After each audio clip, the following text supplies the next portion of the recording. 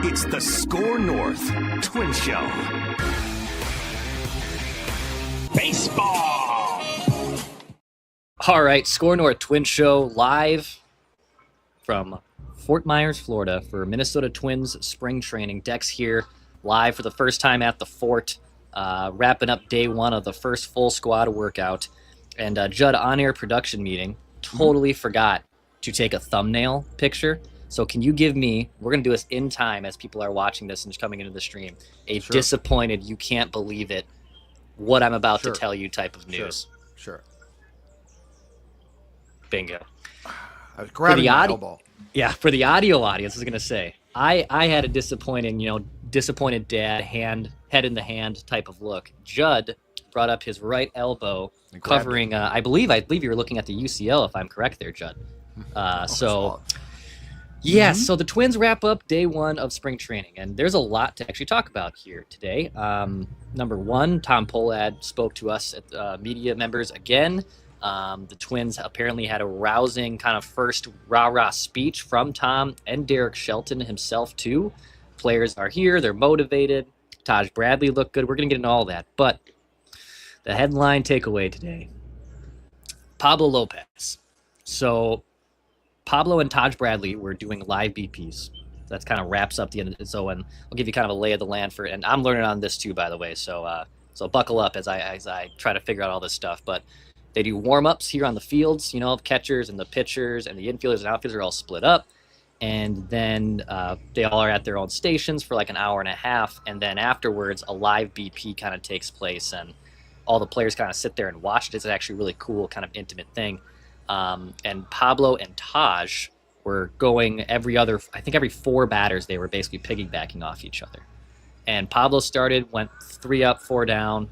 His sinker apparently was looking really good. Ryan Jeffers was complimenting him on it. Taj Bradley, we'll get into later, was actually, I think, the highlight today of what do you take away from spring training and is there anything worthwhile here. Taj Bradley was nasty in his appearance. We'll talk about that later.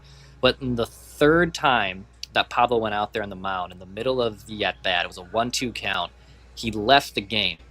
He had a conversation with Pete. In fact, total name drop and look at me type of situation. I was standing next to Johan Santana when this happened, and we were just kind of talking about World Baseball Classic stuff, and then Johan looked up and said, wait, what's happening? What's going on? And Pablo removed himself from the game. It turns out it is elbow soreness is the diagnosis. There will be some imaging done. We won't know the results of that imaging until tomorrow. But man, what's supposed to be an exciting first tone-setting day, which is a buzzword now I'm hearing, tone-setting day, it ends with your ace having an arm-elbow issue, which are immediate red flags. Wow. I mean, you didn't even get to a game. You didn't even get into like the second day of full team. This is, I mean, it's sad, but you can't help but think the worst too with an elbow. And there are it feels like there's 2 or 3 of these a spring around the league, right? And you hear on day 3 of spring training, so-and-so is going to have surgery for Tommy John, and he's going to miss the season. But, I mean, what a blow this could potentially be, not just for the Twins' chances, but for your chances of potentially trading Pablo at the deadline. So I hope for the best. I fear the worst. And, this is not a thing where it's like, well, but Pablo keeps himself in shape or something, right? Sort of an arbitrary thing. Now, do we think that this is any compensation for the teres major shoulder strain that kept him out for quite a while last year? And then I know that they tried to brush it off, Dex, late in the season, but he got shut down again. So do we think that this was a growing problem, or do we think that this is something entirely new? I think it's entirely different. By the way, I got the window open here at the press box at Hammond Stadium. There's kids in the field, and there's raffles going on, so that's you hear great. that. That's what that is. And training. the birds chirping. I know, it's a good ambient. No, it's nice here. It's nice here. So it's about 50-something here. But yeah, nice. The sights and sounds of spring training. So with Pablo, yeah, I mean, I think this is not related to the teres major strain. and Pablo's credit, like Pablo's I'm going to use this word. He's a freak when it comes to his preparation. I mean, he takes things very seriously, kind of even very similar to a former, Jose Barrios, right? Like was in elite shape and really took care of his body. And Pablo was even throwing bullpens. He threw one at Target Field right before the morning of Twins Fest, last month. And everything was all shipshape and good. Now, the optimist in me could say, okay, it's day one of spring training. I believe I heard Pete Mackey say, what was the words here? Because I wanted to make sure I'm not misquoting Pete here. I don't want to be doing that. But if something didn't feel right, let's just remove him from the game. Let's just get him out. Let's get it out early. Maybe this ends up being nothing. But I have a hard time with elbow issue and pitcher. It's just your antennas and your red flags naturally go up. Yeah. So I just found this, okay? So to go back to, because the teres major is a shoulder problem, right? Yeah, so that's up here. Yes. And I believe it's okay. Like your tricep kind of area. Oh, okay. Yes. Okay. Yeah. So just going back to notes from late last season when he got shut down, he was shut down because of a mild right forearm strain. And a forearm strain can often lead to elbow problems. And so, this is not good. This is not good at all. I hate to hear this on day one. Like, of all your pitchers, not to be mean, but of all your pitchers, like if you could encase two in bubble wrap, Joe Ryan and Pablo, right? And everybody else, you're like, oh, I hope they don't get hurt. But it concerns me because forearm strains are often a precursor, I think I've been told, to elbow problems. Yeah. It's a good Dr. Judge Zolgad here with the good medical update. Been around for a while. Sports Yes. Dad's been around the block. Yeah. So you bring up a good point, Judd, that in terms of worst possible things to happen on day one of training camp, or I suppose at any point between now and opening day. Sure. I would say losing Pablo Lopez to Tommy John is what?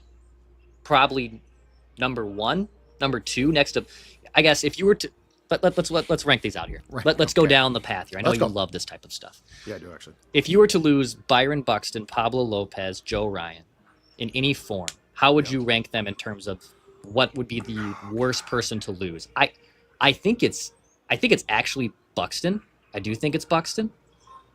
But I wouldn't fight the case and die on the hill that you could make a case it's actually Pablo. The starting pitching depth is still like there. Now you remove the biggest block. There's questions. Yeah, that's the thing. There's questions, but That's in terms of ace. the worst possible scenarios, this one is up there. I would say, oh boy. So I would say if I was just to pick a pitcher and a field position player, Buxton is mine. From a standpoint of Byron Buxton had a great year. And the dude has been hurt throughout his career up until basically the past season. And then we got to see an entire season. And if I'm not mistaken, he finished 11th in MVP voting. So he'd be my number one position guy. And then, it'd be between Pablo and Joe. And I'd probably go Pablo because he is your ace. No, I get it. Yeah, you're right. It's I can't believe we were like even having it because it's such an unfortunate timing type of thing. And I like the starting pitching depth of this team, but you take the captain off the ship. I like a lot of the people that are on the ship, but that doesn't mean if you lose the captain, I don't know if we're going to be able to get back to shore here. Okay. Yeah. And I don't mean to be a complete Debbie Downer about this, but I will be. There's also, as I alluded to before, the trade aspect. Like if you're not going well in July and Pablo's pitching fairly well, that's a freaking awesome trade chip because for a starting pitcher of that caliber. But if this is going to be potentially, and we don't know yet, of course, Tommy John, he ain't pitching the season. You can't trade him now. So just from a variety of angles, either Pablo or Joe going out, you're right. You have starting pitching depth, but those two to me are so right now clearly up. It's like 1, 2, and then 3 is what? Down 4 rungs? Like it's not 1, 2, 3. It's there's a 1, line. 2, 4. Let's skip 3. Oh my gosh. What's funny is maybe this is a good segue here, but we talked to Tom Pohlad, new Twins owner today. Shout out to the Pohlad kids. They watch the SKOR North Twins Show, so thank you for supporting the show. Appreciate that. But he confirmed the Twins' of interest in Framber Valdez.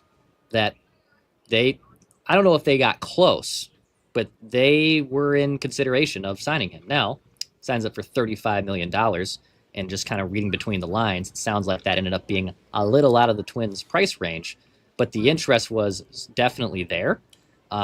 If he was still out there today and you have this Pablo injury, I think actually that signing I think they pick the phone back up and make that official. But now if you lose Pablo, okay, you still have Joe Ryan, great. Bailey Ober is supposed to bounce back, and you now have the 3 spots with fighting with players like Simeon, Zebby, Taj Bradley, who looked great today. I know David Festa, could be in a bullpen role, but there's plenty of options still to maybe sort that out. But yeah, you take out Pablo in the biggest cog, that becomes a huge issue, and it's too bad because we'll get into some other stuff here on from day one of Fort Myers. And by the way, hit the like button, subscribe button, everyone watching, appreciate that. It sounded like they wanted to set a new tone, a new culture, and when you lose your ace, I didn't sense players in the clubhouse were like down today, like afterwards, like after the injury and after post-game scrum. But it's just, come on, it's incredibly unfortunate timing. Yeah, so like to go back to the interest. And by the way, I believe through the years the Twins have made phone calls on a ton of guys. I don't think that they're flat out lying, but I would be very curious, like right now, if you're a guy like Framber was before he signed with the Tigers. Yeah. Okay, the Twins call you, that's great. But unless you're going to blow me away, which they're not, why would I sign there? Like, that's my thing, is have the Twins, because you can talk about, a different culture, a different feeling, and all of that stuff, and that's great. But at the end of the day, when you've got to show me that, right? Like, you've got to show me that you're going to spend. You've got to show me, because I don't believe I don't think that Falvey did a great job by any means, but I also don't think that he made the budget. So, like, this is what I'm curious about is, it's great to talk a big game. The $2 beers will certainly probably help them a little bit. But all of that being said, if you're going to sort of redefine coming off the end of the season disaster in 2025, you're going to have to back up your words too by spending. And this is where I'm really curious, because I still think the underplayed story is the minority investors who have a seat at the table and can now tell the Pohlads, even if the Pohlads find God and say, let's spend, the minority investors can step in and be like, hold on a second. Why are we going to fund that? So there's so much brewing below the surface that we don't know, and that I think we're going to be kept in the dark on purpose. But it might not make the message being sent always correspond with the actions being done. Yes. I think what Tom is trying to execute here is it is refreshing and it is encouraging. I know the fan base who hears that and listens to that and watches this definitely still shrugs and rolls your eyes when you hear that. And by the way, like, I get it. I have a credential. I'm able to talk to him.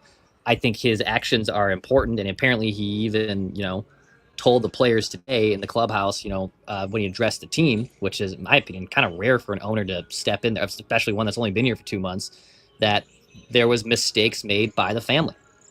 Straight up, it's just set on the record that there is mistakes made by the previous family members here, and he wants to try to fix that.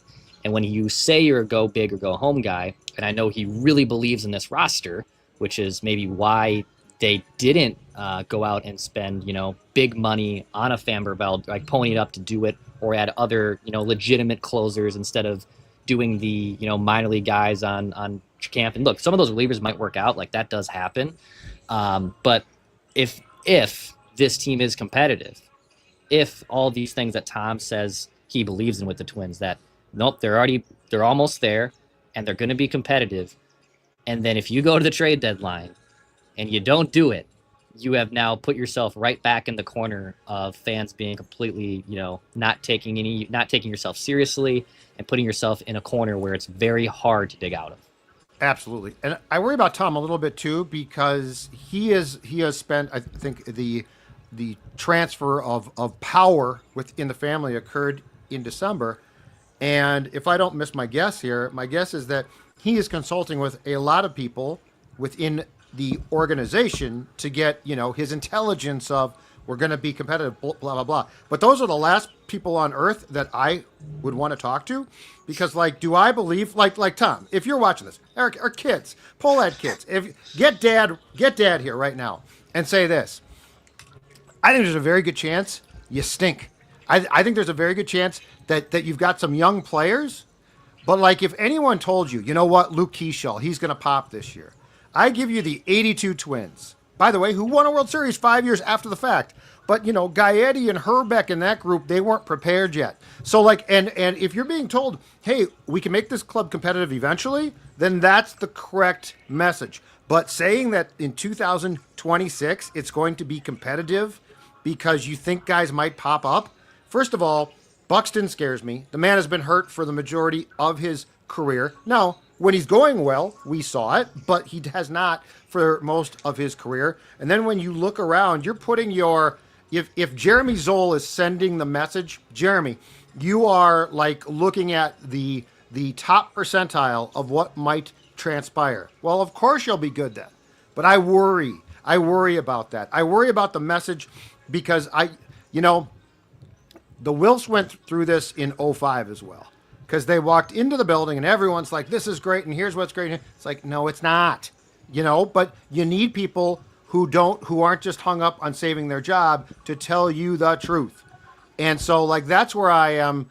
Tom might have the best interest of the fan base and the team in mind, but Tom admits that he wasn't in this business before, that he doesn't know a ton about baseball. And that's what worries me is he needs to be told the honest truth, not what people hope for. Well, he also then needs to absolutely make sure that Jeremy Zoll and Derek Shelton and his staff around him is impeccable, right?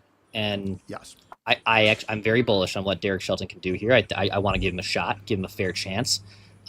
Jeremy Zoll has been with this organization for a long time, and now inherits the most important personnel job, and he has to be really good with that. So, he doesn't come from a baseball background. He comes from a business side. It seems intention-wise, he is very frontal and wants this team to compete and be very successful. But yes, it's going to take and I think he knows this. It's going to take winning, and it's going to have to, him even saying, like, okay, even if he had, okay, so what is that? Like, if Tom has his aha moment that, at the trade deadline, right, where they're 15 games over 500, but they've lost Pablo, and they've only skated by, with just kind of mediocre to above average starting pitching. Yep. Okay, now it's time because you need the ace, because that team has been down this road so many times where they're a pitcher away or they're a piece away from not just being a fringe playoff team, but maybe competing for a championship. So that part is going to just take time, and we'll see if he has his aha moment or if he has egg on his face. It's just, and I guess if you were to bet on that, which one is more likely? It's probably egg on the face. I get it.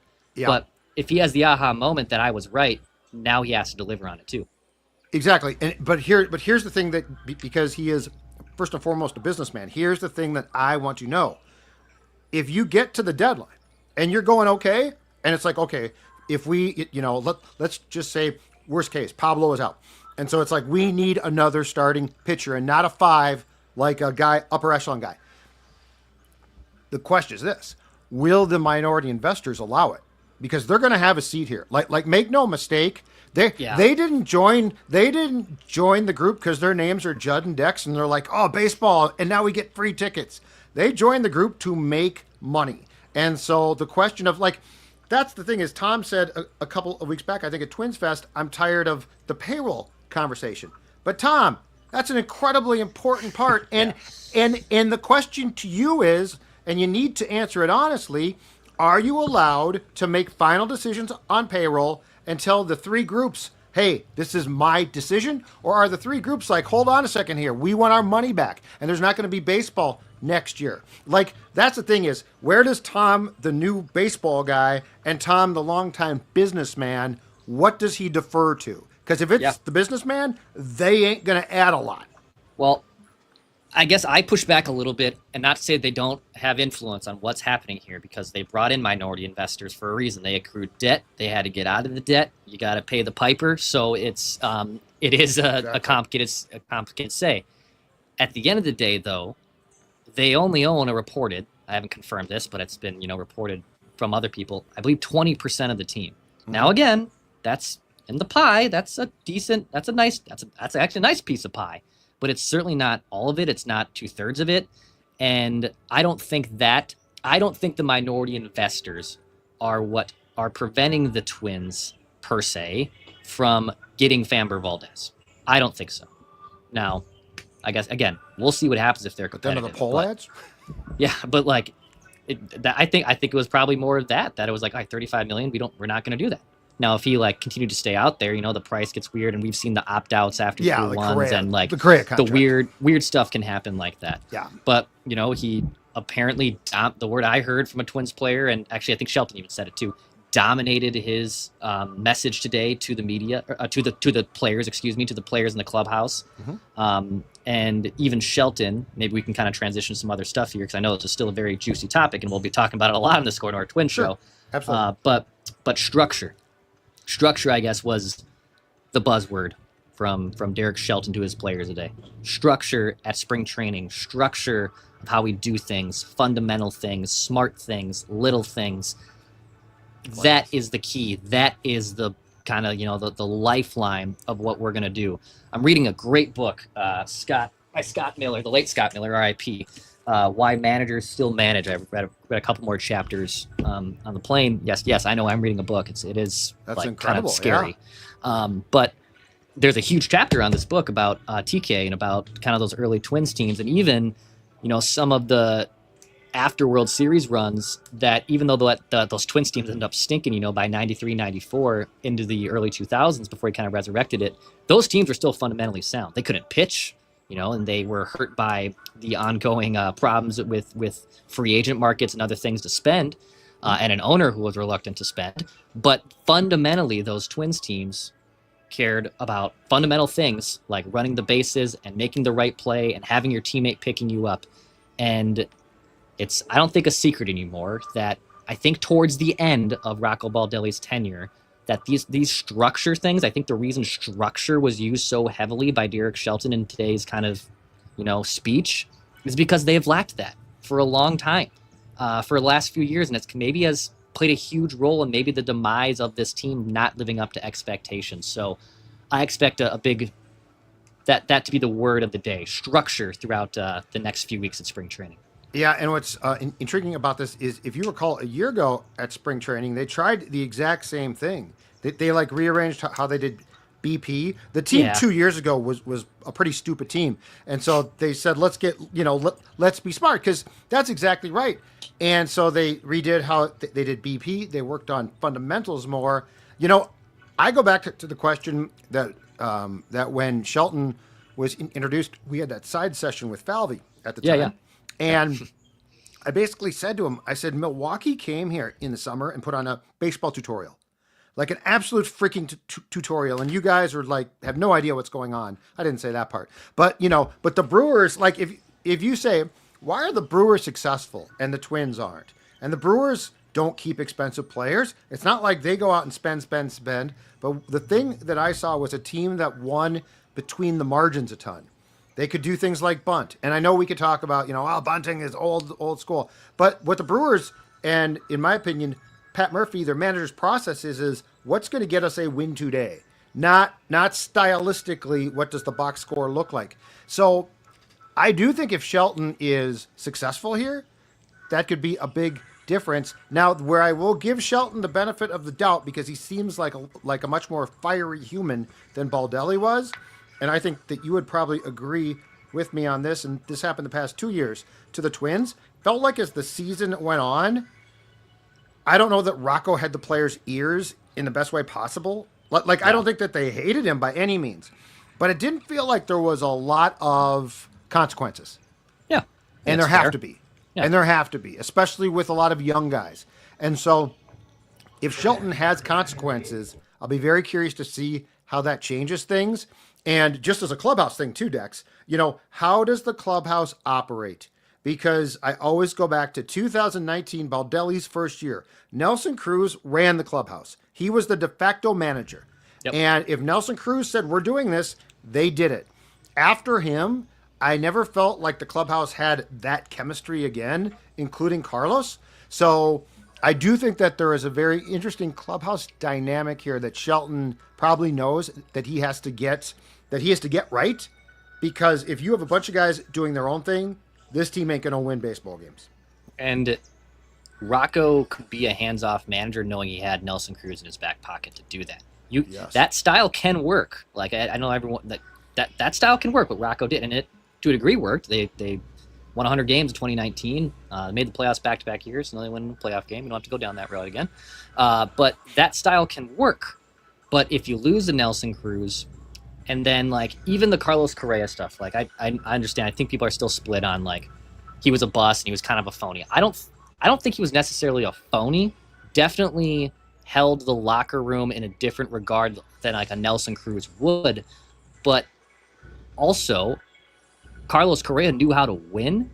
And when you have a group of guys that aren't also being led by their manager of like having consequences, then it like you paint Carlos Correa as the victim, where sometimes like I don't think it was as black and white as that. Like I actually think if Carlos Correa has a pedigree of here's how we did things in Houston, please follow my lead, and the young players aren't following the lead, well then I think that also falls on the manager to step up and say either discipline them or do whatever you have to, and also follow the guy who had won World Series and was a catalyst for those Astros teams. So we don't have to keep going down the Carlos Correa route, but to bring it full circle, structure, I guess, is a huge thing with this Twins team, and they're running the bases. Base running today was a huge emphasis on day one, and I think you will see, to your point, Judd, of the Brewers putting on a tutorial at Target Field last summer. Base running is going to be a big thing here. Again, fundamental things, little things like that I think somehow get lost in the sauce of slug and strikeouts and 3 true outcome. And I think we're kind of getting away from that a little bit. We aren't leaning on it on that as hard as we used to. But these are big things I think that Shelton's trying to implement very early and often. Mm-hmm. Definitely. A few other notes here. Appreciate you guys. Over 200 of you guys hanging out with us in the SKOR North Twins Show. See, there is excitement for baseball. There is. Yes. Well, it's a great sport. Joining us on the back end of this live episode, Pablo Lopez left today with an elbow issue, imaging to be done. We'll see. So we'll find out tomorrow, you think? Yeah, I think we'll find out tomorrow. Okay. He was not available for comment afterwards.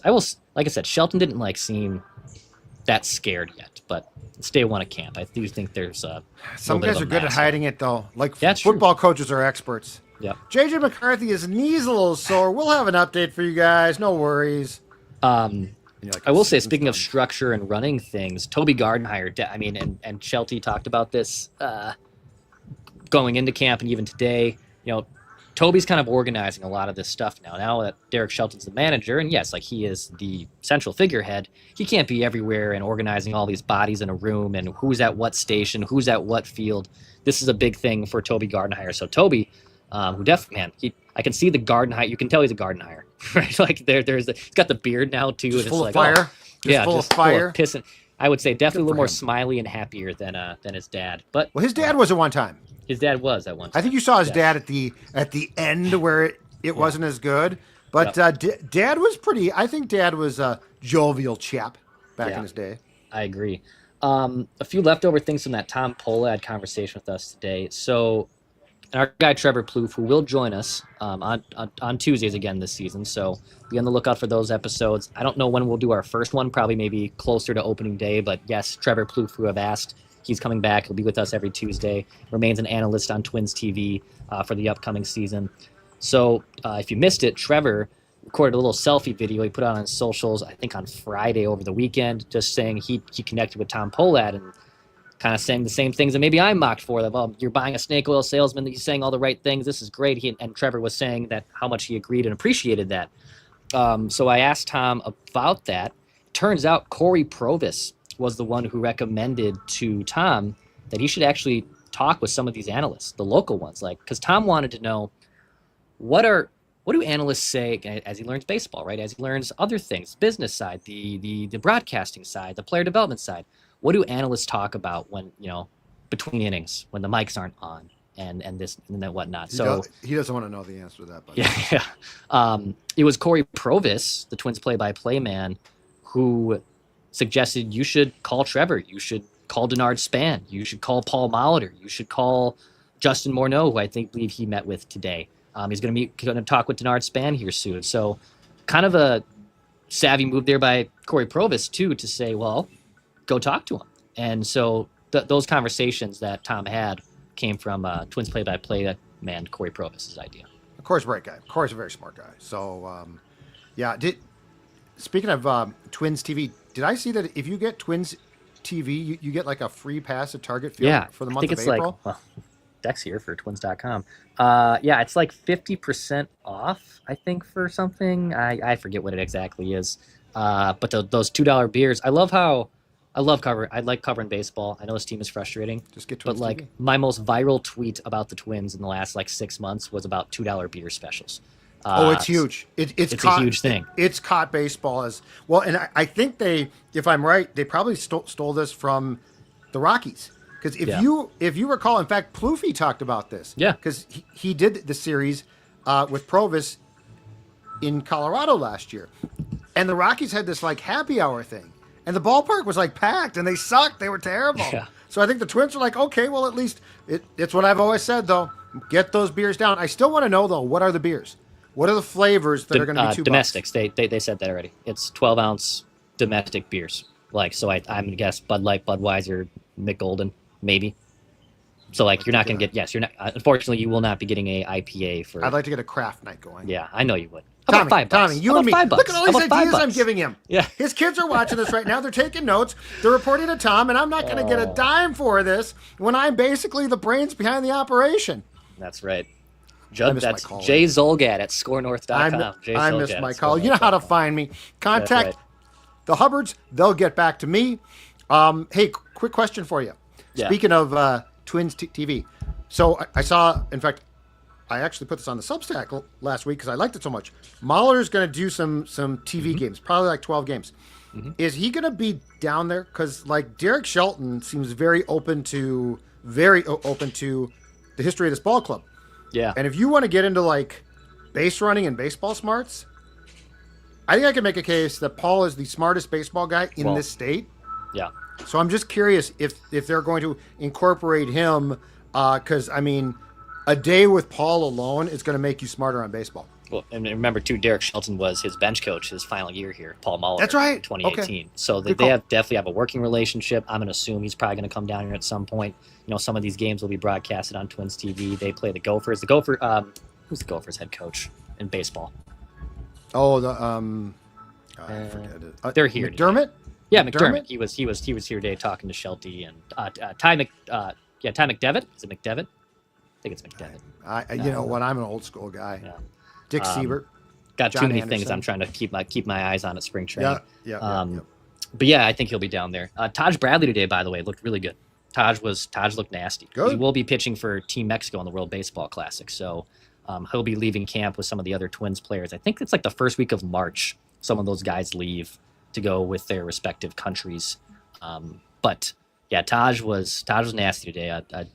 Royce Lewis afterwards had complimentary things. Shelton said, hitters were completely off balance by him. Again, what do you take away from February 16th live BP? But Taj, who was traded for Griffin Jacks just straight up with Tampa Bay Rays, and probably has some of the more experience than the Mick Abels and even Zebby Matthews and David Festas, because he's been in the big leagues a little bit, but kind of dipped in velocity last year and was maybe losing some of the stronger stuff that he had at the beginning of his Tampa Bay tenure. But apparently, at least in this live BP today, looked very strong and very good. I got to think that it's not out of the realm of expectation to expect a couple of those guys, the arms that they got in trades at the deadline last year, to contribute, if not significantly. Right. Because they got so much back. I'm not asking for each one to hit. That would be nice, but like you would think a couple of them are going to step up. Yeah. Because they were supposedly decent prospects or had been. So, yeah, you know what? It's hard to say this, but I do think that it's not out of the realm that a couple of those guys will find roster spots and challenge a bit. But the Pablo news is not good. Yes, it is Ty McDevitt, McDevitt, is the Gopher baseball coach, and there you go. And if he beats the Twins in a couple of props. days, just pack her up and come on home, boys. I will. I'll get on the bus with them. Well, not you. Stay down there. It's Florida for you. I'm telling the team. I think that's all I got. Hey, question. I know that you weren't there for the press conference a couple of days ago, but what was your reaction to Byron Buxton sort of speaking out against the fact that the Twins, and I'm guessing he was talking about Falvey at the time, that the Twins did not put a kibosh on the rumors that he was available in a trade after Buxton had said late in the regular season that he was going to be a Twin for life, but then of course it was reported, hey, he might not be. What was your takeaway from his sort of angst about that whole thing? Yeah, I mean, I think he was offended that no one really shot down those rumors, and Falvey's favorite words, we listen to trades and everybody, and that is true of like every executive as well. But I think he was offended by that. And that's where I keep going back to the word structure and the way accountability and things that they're trying to preach from figureheads at the top to the manager down. He was offended that no one put a kibosh on any of those trade rumors. Yeah. So Tom, I think, flew to Baxley or flew somewhere to Georgia, I think, and met with Byron. And then also that was kind of reiterated again that, yeah, you are a Twin for life. You are not going anywhere. You're not being traded. He also has the full no trade clause too, so he even dictates if he were to go somewhere where he would want to go to. Mm-hmm. But yeah, very interesting that he was. That happened I think on Sunday. I got here like at midnight last night. But yes, that was an interesting thing that their star center fielder said. So at the end of the day, do you think that he was expressing being upset with people that are now gone, i.e. Falvey, Joe Pohlad possibly? Yeah, I think so. Okay. I think so. Yeah. I don't think it was him like mad at Rocco or anything external. Like, I don't think that he is the leader of this team. He's the longest tenured player. Yeah. Second overall pick in 2012. Still built like an absolute superhuman. It's always when I'm amazed when I look at him up close. Like, God, this. And when he came up, he was so. I'll use the word scrawny. You're looking at us and talking to a scrawny guy as it is right now. Yeah, but that guy is a horse, man. I mean, he's built like a racehorse. So, I think it was important again for them to set the tone and have structure with their most important player. That this happened. Let's move on from it. You're a Twin for life. Is interesting stuff. The message. Interesting stuff. All right, that was my last question for you. All right, man. Well, that's gonna do it here. I think everyone else is. We can get locked into here. I don't want to get locked in. Are you in the press box? I'm in the press box. Yeah, I'm in the one of the new booth? radio. Yeah, I'm in the far booth. I think good neighbors to my left here. My right. You're right. And my left. and I got here at 7 a.m. Only got like 4 hours of sleep last night. Wow. Getting in late. So I think you can find a way out. I think that there's a guard there. Yeah. If nothing else. Yeah, so I think you're fine. I'm nimble. It's fine. I think you're fine. My UCL's okay. That's fine if I'm hanging. It's fine until you hop the fence and you land wrong. I'm coming down. Little workers comp. Hey, hit the like button, subscribe button here on the SKOR North Twins Show. I'll have episodes every day I'm out here. I'm here till Sunday. So expect more content tomorrow. All the shorts too. I'll be pumping out shorts here and there. Working on also getting maybe some interviews too lined up with Twins coaches and players. So be on the lookout for that on the SKOR North Twins Show. I'm Dex. That's Judd. We'll be talking at you guys soon.